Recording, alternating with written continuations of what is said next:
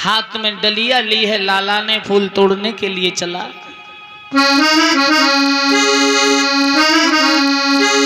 मात की बातन में ले डलिया हाथन में, चलो है कुमारा रोहितास मात की।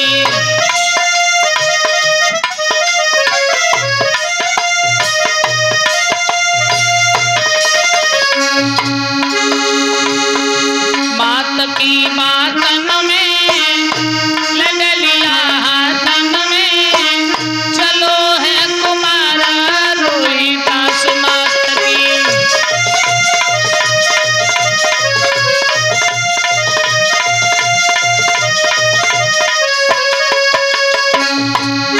पहुंचे फूल मांगनी जाई मात की बातन में, ले डलिया हाथन में, चलो है कुमारा रोहितास मात की।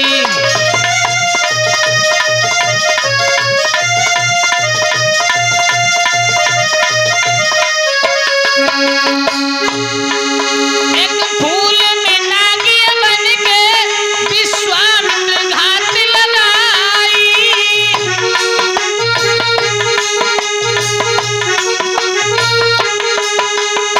फूल तोड़ने बेटा उस फूल पे पहुंचो जाई।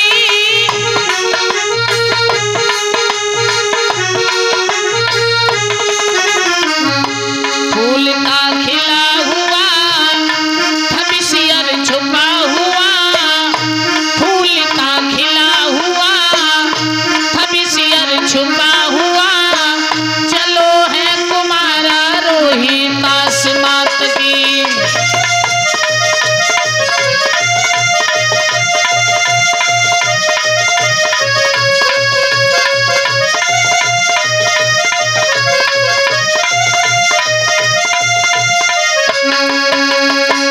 आज रोहितास से कहा मैया ने, बेटा तुम मेरी बात मानो, बाग के लिए चले जाओ। बाग के लिए जिस समय रोहितास डलिया हाथ में लेके गए, फूल तोड़ रहे। जब रोहित फूल तोड़ रहे हैं, क्या देखा? एक बड़ा ही सुंदर फूल खिला है और उस सुंदर फूल के नीचे ही विश्वामित्र बैठ गए सर्प बनके। जैसे फूल तोड़ने को हाथ डाला है, विश्वामित्र ने उसी समय उस रोहित को डस लिया। माँ माँ मैया कह करके जमीन पर गिर गया। विश्वामित्र काशी में पहुंचे। काशी में पहुंच करके विश्वामित्र ने आवाज लगाई, अरे काशी के लोगों, काशी के लोगों बात सुनो। एक कुमर बाग में आयो है, मैया मैया चिल्लाए रहो है, बैकार नागन खायो है।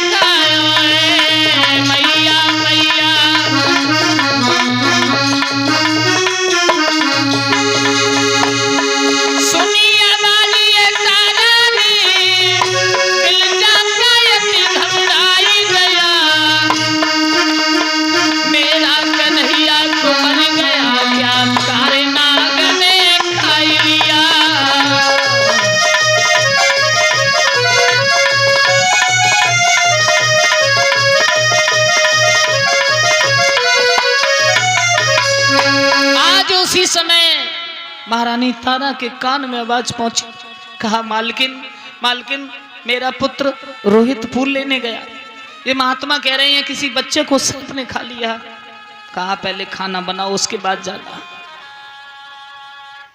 रोती जा रही है, खाना बनाती जा रही है। संपूर्ण भोजन बना, मालकिन जा सकती हूं, जाओ। जाके देखा उसके प्राण निकल चुके थे। बेटा, मेरे लाल खिलौना बेटा दहाड़ मार के अपने बेटा की लाश पे गिरी। वो समय क्या होता है, कितना बड़ा बलवान होता है। पुत्र किसका जिस समय छोड़ के जाए। रानी रोने लगी। बेटा बोलो ना। अरे कुआर कर्म में लिखो दुख बेटा तेने दे दीजो।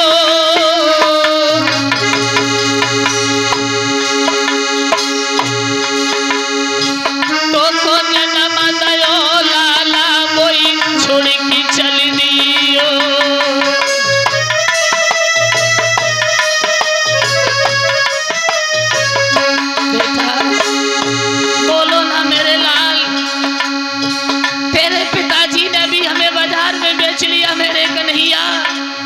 सिर्फ तेरे ही पीछे मेरी ये नैया थी, तुम भी छोड़ के चल दिए।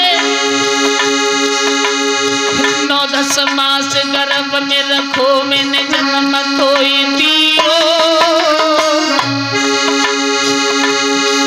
मेरो पारो कन्हैया आज छोड़ के कहाँ को चल दियो।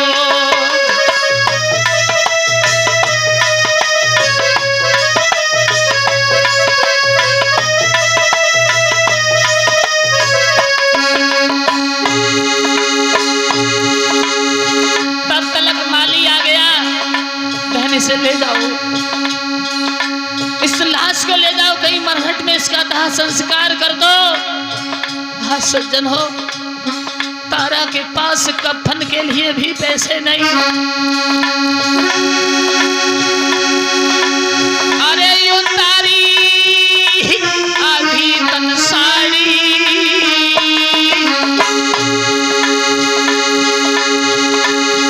बेटा को लयो लपेटी उठाई के चल गई महतारी।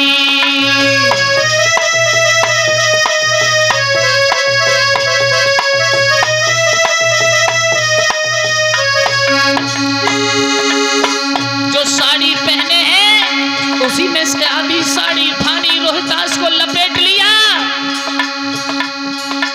अरे लला जन कंधा धर ली नो। मरघट में पहुंची जाई बचन फिर भंगी ने कीनो।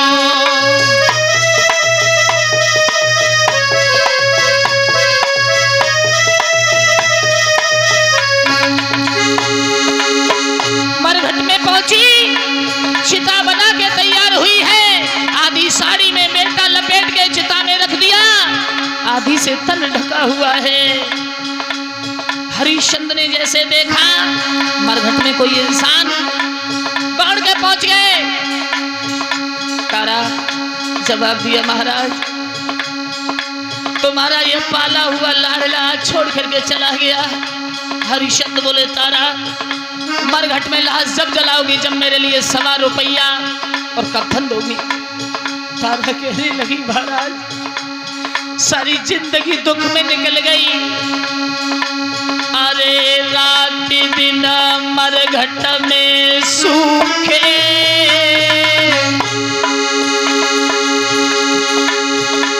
और हमें न माल में आती पिया तुम कफन के भूखे।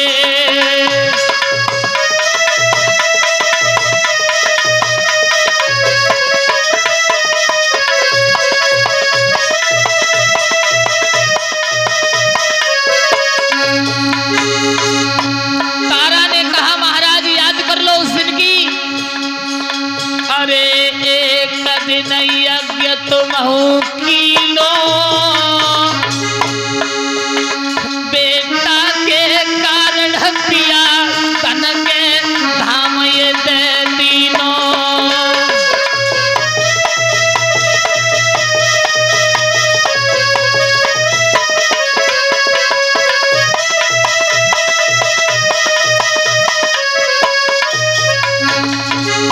तारा रोने लगी, महाराज मैं 1.25 रुपया कफन कहां से लेके आऊं।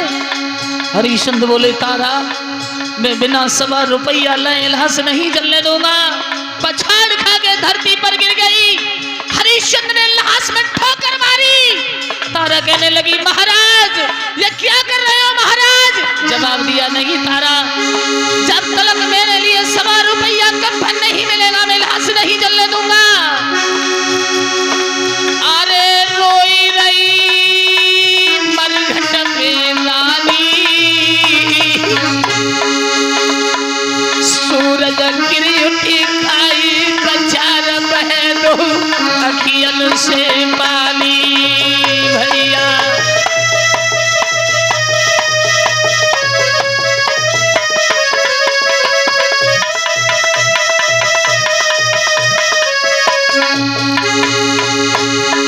अरे रात दिन मरघट में सूखे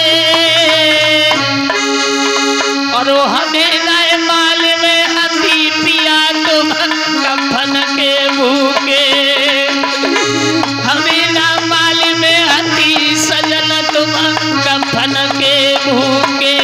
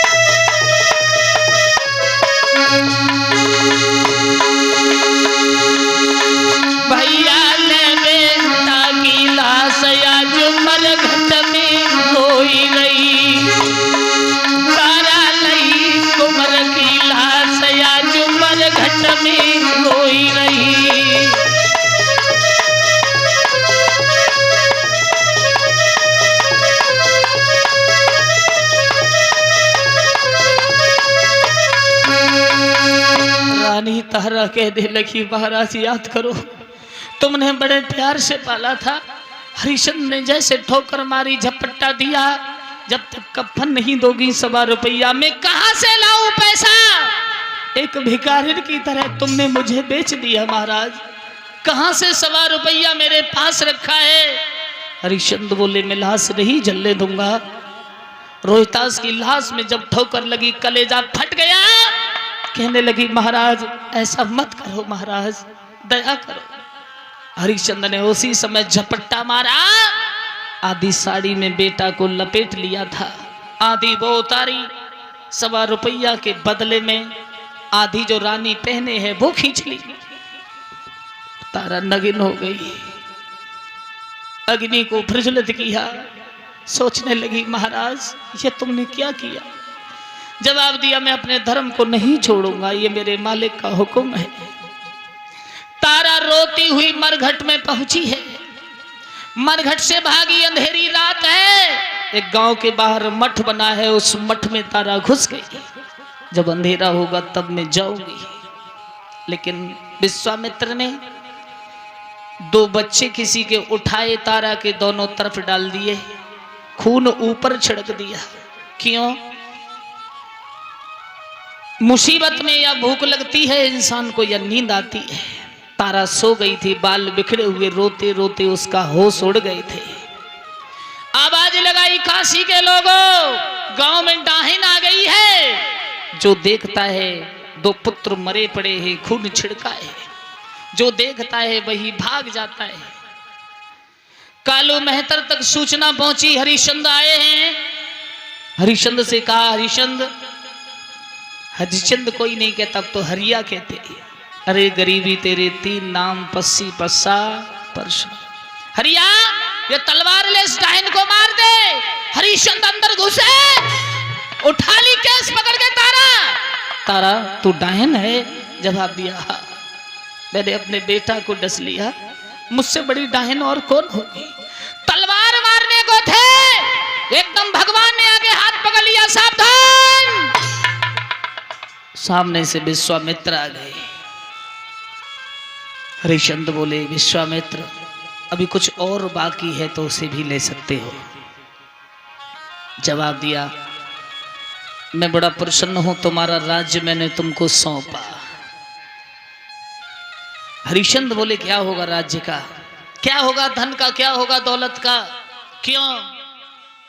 जो था